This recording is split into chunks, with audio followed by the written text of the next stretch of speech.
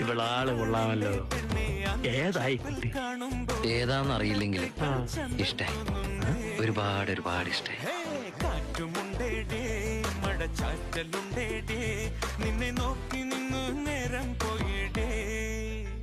ഓ തോട്ടു വെള്ളത്തിൽ ഒരു തോട്ടുമുണ്ടിട്ട് നല്ല നാട്ടുവരാൽ മീനെ പിടിക്കാം.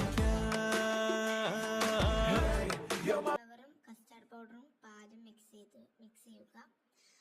എന്നിട്ട് നമ്മൾ ഇതിലോട്ട് നട്ട്സ് ഉണ്ടെങ്കിൽ നട്ട്സ് ചേർത്ത് കൊടുക്കാവുന്നതേ ഉള്ളൂ. നല്ല രീതിയിൽ റോസ്റ്റ് ചെയ്യുക.